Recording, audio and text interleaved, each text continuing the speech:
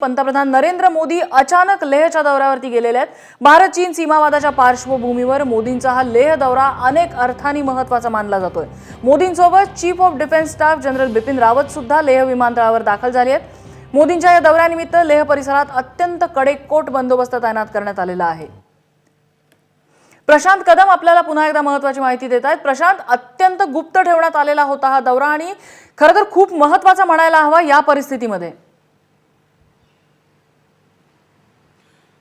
नक्कीच नम्रता, खरं तर अत्यंत गुप्तपणे अत्यंत वेगाने आणि कुणालाही कसलीही कुणकुण लागू न देता पंतप्रधान हे लडाखमध्ये पोहोचलेले आहेत।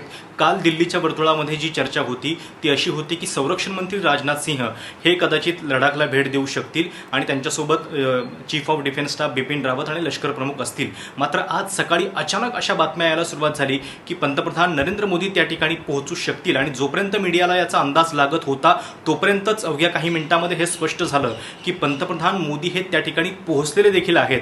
आणि पंतप्रधान मोदींच्या एकूण कार्यशैलीचा अभ्यास केला तर त्यांना सरप्राईज द्यायला आवडतं अशा पद्धतीनं आणि तशाच पद्धतीची ही एक सरप्रायझिंग मूव्ह म्हणता येईल आणि लष्कराचं मनोधैर्य वाढवणारी घटना। कारण जेव्हापासून हा सगळा वाद चीनसोबत आपला वाढलेला आहे त्याच्यानंतर पहिल्यांदा अशा पद्धतीची एक महत्त्वाची व्हिजिट जी आहे ती पंतप्रधानांची या ठिकाणी होतीये आणि आत्ता या क्षणाला पंतप्रधान हे लडाखमधल्या निमू वरचा जो एरिया आहे जो बॉर्डरला लागून आहे 11,000 फुटांवरती आहे त्या ठिकाणी ते पोहोचलेले आहेत आणि सगळ्या घटनांचा आढावा घेत आहेत। खरं तर गेल्या 2 ते 3 दिवसांपासून पुन्हा एकदा जे चर्चेचे राऊंड झालेले होते ज्याच्यामध्ये मेजर जनरल स्तरावरची चर्चा झालेली होती। मेजर जनरल हरविंदर सिंह हे भारताच्या बाजूने या चर्चांमध्ये समाविष्ट होते आणि या चर्चामध्ये नेमकं काय झालेलं आहे याचा आउटपुट लष्कर प्रमुखांच्या माध्यमातून पंतप्रधानांच्या पर्यंत पोहोचेल। काय काय गोष्टींची गरज लष्कराला आहे याचा आढावा घेतला जाईल आणि जवानांचा आत्मविश्वास वाढवण्याच्या दृष्टीने सुद्धा प्रशांत हा दौरा खूप महत्त्वाचा म्हणायला हवा। प्रशांत, धन्यवाद तुम्ही दिलेल्या सगळ्या माहितीबद्दल। आणि आपल्यासोबत सध्या शैलेंद्र देवळणकर सर आहेत, आंतरराष्ट्रीय संबंधांचे अभ्यासक। देवळणकर सर, मोदींचा हा असा कमालीची गुप्तता पाळलेला दौरा, त्यांचा असा अचानक लेहमध्ये जाणं किती महत्त्वाचं आहे या क्षणाला?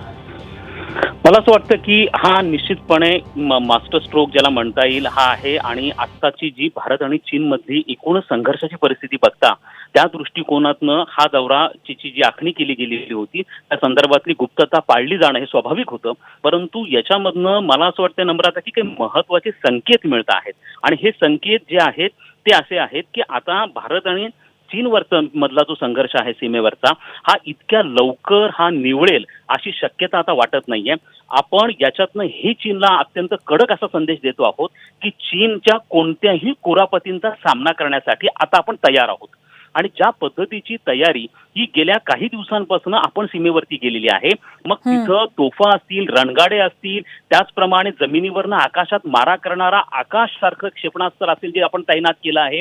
पेंगॉंग सोमच्या सारख्या मोठ्या तलावामध्ये जो 134 किलोमीटरचा त्याची पूर्ण पसरलेला आहे त्यामध्ये ज्या पद्धतीच्या स्टेट ऑफ आर्ट बोटी आपण आणलेल्या आहेत प्रत्येक ठिकाणी आपण चीनचा सामना करण्यासाठी आपण अत्यंत तयार आहोत आणि अशा परिस्थितीमध्ये पंतप्रधान तिथे व्हिजिट करत आहेत। त्यामुळे एकतर हा संघर्ष जो आहे हा लांबणार आहे हे याच्यातनं पहिले दृष्टीने संकेत मिळतो। दुसरा संकेत जो आहे की आपण कोणत्याही संघर्षाला, कारण ज्या पद्धतीने चीनने 15 जूनला आपला विश्वासघात करत गलवानचा जो भ्याड हल्ला केलेला होता अशा कोणत्याही कुरापतीचा सामना करण्यासाठी भारत हा पूर्णपणे तयार आहे हा दुसरा संकेत मिळतोय। आणि आता आपण बघितलं गेल्या 2-3 दिवसांमध्ये काही घडामोडी त्या अशा स्वरूपाने घडत आहेत की ज्या भारताच्या धोरणामध्ये चीनच्या संदर्भातल्या धोरणामध्ये गुणात्मक बदल घडून आणण्याच्या दृष्टिकोनाचे संकेत देत आहेत। त्यातला जो सगळ्यात महत्त्वाचा बाब झाली आहे ती अशी आहे की काल युनायटेड नेशनच्या ह्युमन राईट काउन्सिलमध्ये भारत पहिल्यांदा आपल्या पूर्ण परराष्ट्र धोरणाच्या इतिहासामध्ये स्वातंत्र्यानंतर भारत पहिल्यांदा हाँगकाँगच्या प्रश्नावरती बोलला आहे। शक्यतो भारताची जी अशा चीनचे जे अंतर्गत प्रश्न आहेत त्याच्याविषयी आपण शक्यतो न बोलण्याचं हे भारताचं धोरण आहे। ही भारताची एक बचावात्मक अशा स्वरूपाची आपली भूमिका होती आणि आपण कधीही मानवाधिकारांच्या संदर्भामध्ये चीनच्या आजपर्यंत कधीही आपण त्याला आपण म्हणतो की तशा स्वरूपाने आपण कधी वाच्यता केलेली नव्हती।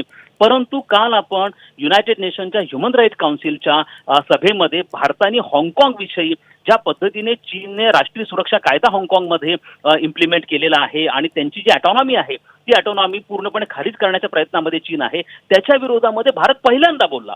त्यामुळे हा एक महत्वाचा धोरणात्मक संदेश आहे जो आपण चीनला दिलेला आहे.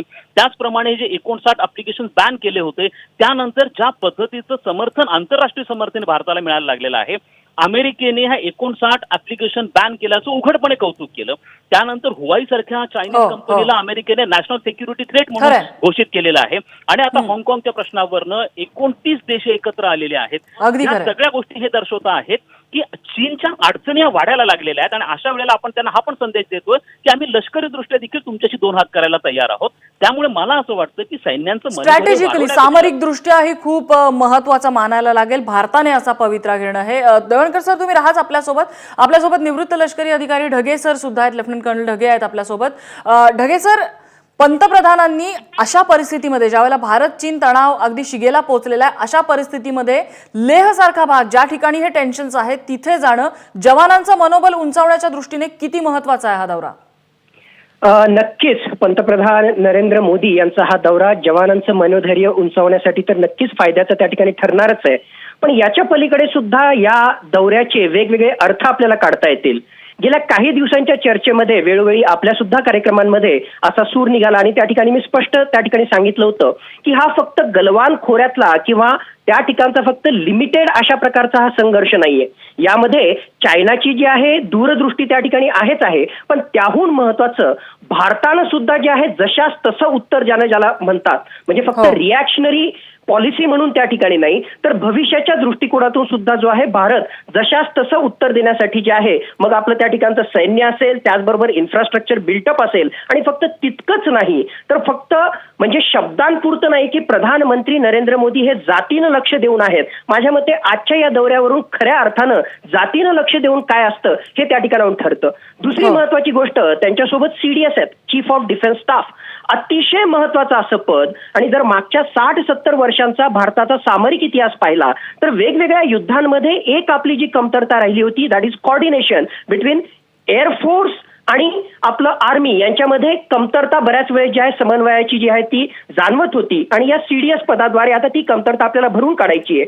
आज या ठिकाणी जर CDS त्यांच्यासोबत असतील आणि ऑफकोर्स नरेंद्र मोदी त्या ठिकाणी आहेत तर त्या ठिकाणी एअरफोर्स आणि आर्मी यांच्या समन्वयाच्या माध्यमातून आपल्याला चीनच्या LAC वर भविष्यामध्ये ज्या ज्या काही कारवाया करायच्या आहेत किंवा जे काही आपल्याला डिफेन्सिव्ह पोस्चर घ्यायचं आहे त्याचा सुद्धा एक महत्वाचा अर्थ त्या ठिकाणी निघतो.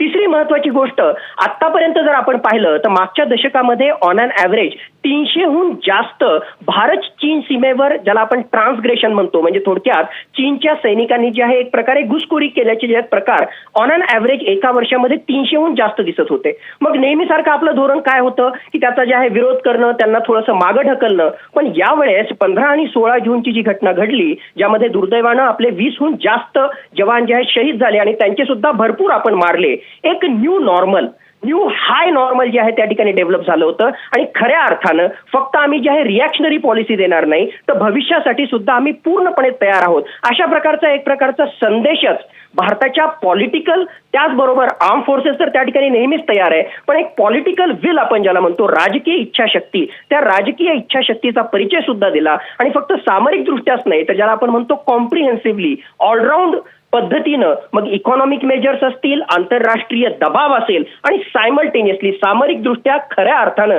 स्वतःला परिपूर्ण ठेवून दूरचा विचार करून हे सगळं करणं हे या ठिकाणी महत्वाचं ठरतं. फक्त शेवटचा मुद्दा, गेल्या कित्येक आठवड्यांपासून एक गोष्ट मला मात्र जरूर खटकतेय आणि त्यामध्ये सुद्धा जे आहे काही गणित असेल, हे गणित कधी ना कधी आपल्याला सॉल्व्ह करायला गेलं आणि ते म्हणजे या सगळ्या निर्णयांमध्ये सगळ्यात महत्वाचा जर रोल कोणाचा असतो तर तो म्हणजे national security adviser Ajit Doval. तर मग आपले हे राष्ट्रीय सुरक्षा सल्लागार जे आहेत, म्हणजे माझं म्हणणं असं नाही की त्यांनी जे आहे मीडियावर दिसावं, पण त्यांच्याविषयी किंवा नेमकं जे आहे त्यांच्याकडून काय काय केलं जातंय, कारण हायर डिफेन्स मॅनेजमेंटमध्ये नॅशनल सिक्युरिटी ॲडवायझरचा अतिशय महत्वाचा रोल असतो. मग त्यांच्याकडून नेमकं काय होतंय आणि मग यातून भविष्यामध्ये आपण ऑलरेडी काही प्लॅन करतो. अनेक मुद्दे आहेत ज्यावरती ही चर्चा होऊ शकते. मात्र या क्षणाला पंतप्रधान नरेंद्र मोदी यांनी या तणावग्रस्त भागामध्ये भेट देणं, ITBPच्या जवानांशी त्यांनी इंटरॅक्ट केलेलं आहे. खूप एक मोठा एक स्ट्रॉंग संदेश हा शत्रूपर्यंत पोहोचवण्याच्या दृष्टीने हा दौरा खूप महत्वाचा आहे. ढगे सर, धन्यवाद आपण केलेल्या सगळ्या विश्लेषणाबद्दल.